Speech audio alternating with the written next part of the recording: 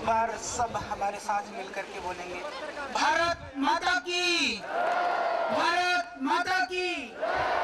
जोर से बोलो, भारत माता की, वंदे वंदे वंदे।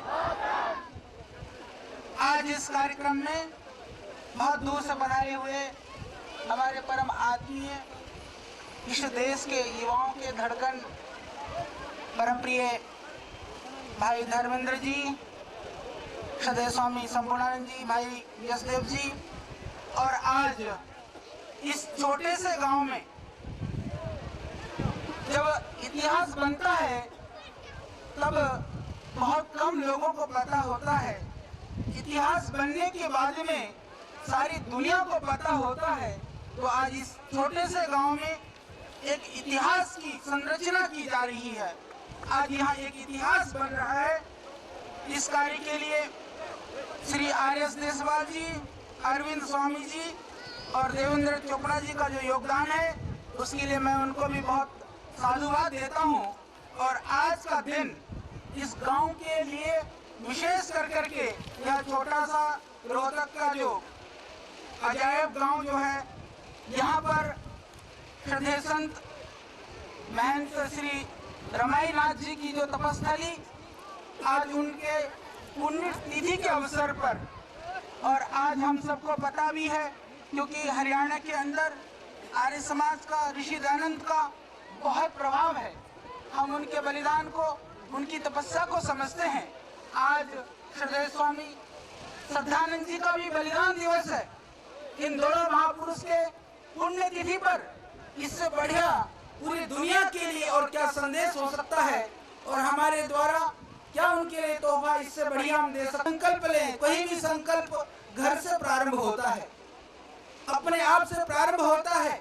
इस धरती माँ ने हमें जीवन दिया है, और विशेष करके हरियाणा और पंजाब के हमारे किसान भाई होने देना है।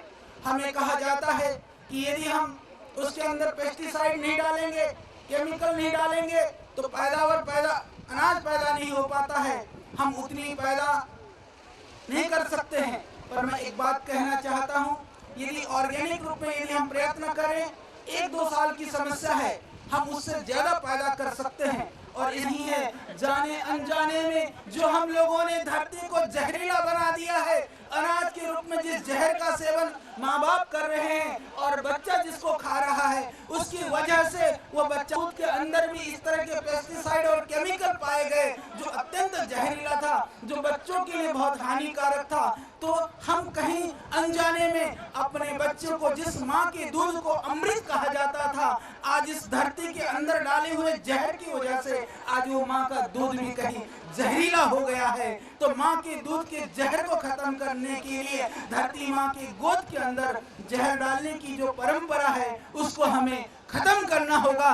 जिस धरती ने दूसरे लोग देते हैं और किसान उपजाता है परिश्रम से, खून पसीने से, फिर दलाल लोग उस कौड़ी के भाव में ले जा करके और फिर महंगी भाव में बेचते हैं। आपको पता है 2-4 दिन से प्याज का बड़ा रोना चल रहा है यहाँ भी, क्योंकि प्याज की खूब खेती होती है। किसानों को यदि हम पूछें कि आपके घर से कितने रुपए में प्याज को खरीद करके लोग ले गए थे, कितने में आपने बेचा था, तो आप पाएंगे 5-7 रुपए में आपने प्याज को बेचा, और आज वही प्याज 70 रुपए का हो गया। यानी जिसने खून पसीने की कमाई एक कर करके उस प्याज को पैदा किया, उसको मिलता है 4-5 रुपया, और जो बिचौलिए हैं जो कुछ नहीं करते हैं, उनको मिलता है 50 रुपया। तो यह इस देश की विडंबना है। उस विडंबना को भी हमें खत्म करना है, इस लूट को भी खत्म करना है, भ्रष्टाचार को भी खत्म करना है। इसलिए श्रद्धेय स्वामी रामदेव जी महाराज ने भारत स्वाभिमान के रूप में, हम सोए हुए हैं, अब हम नहीं सोएंगे, हमें लोगों ने बहुत लूट लिया, अभी और नहीं लूटने देंगे। आज इस देश के अंदर आपकी जानकारी के लिए मैं बताना चाहता हूँ, पेस्टिसाइड, केमिकल और फर्टिलाइजर के रूप में 5 लाख करोड़ की जो है दवाइयाँ इस धरती में डाला जाता है। और उसमें से एक बात और बताना चाहता हूँ, 1.25 लाख करोड़ जो है वह पेस्टिसाइड और केमिकल के लिए तो कंपनियों को सब्सिडी दी जाती है। यदि इतनी सब्सिडी 1.25 लाख करोड़ की सब्सिडी यदि किसानों को दी जाए और उनको विकल्प चुनने का मौका दिया जाए कि तुम अपने खेत में खाद डालना चाहे तो गोबर की खाद डालो, यदि तुम जो है यूरिया और पेस्टिसाइड डालना हो तो उसको डालो, तो मैं समझता हूं कि कोई भी किसान यूरिया और पेस्टिसाइड नहीं डालेगा। और इसके लिए हमें जरूरी है जागरूक होना और हम ये संकल्प लें और सरकारों को भी, लोगों को भी इसके लिए प्रेरित करें। हालांकि हर प्रांत में एक तरह से ऑर्गेनिक सोसाइटी वगैरह बने हुए हैं, परंतु इस विधा को जनता तक पहुंचाना जरूरी है, क्योंकि जिसको खा करके हम बीमार होते हो, अनाज का अर्थ अन्न वही प्राण, शास्त्र में कहा कि अनाज प्राण है, परंतु आज प्राण को हरण करने वाले अनाज को न हम पैदा करेंगे न हम खाएंगे। इस संकल्प के साथ जाना है। हमें विलम्ब हो गया है, मैं जानता हूं, परंतु हमें हार नहीं मानना है। परिस्थितियां भले ही हमारे प्रतिकूल क्यों न हो, परंतु हमें विजय होना है। और शास्त्र में कहा, वेदों में कहा, नैम आत्मा बलहीनेन लभ्य, हमें किसी तरह से दिनहीन, दुर्बल और कमजोर नहीं बनना है। गिरकर उठो और उठकर चलो, पर मन को निराश मत करो, यह है पुरुषार्थ। इन्हें कौन सहारा देगा, ये तो मरकर भी सहारा नहीं मांगा करते।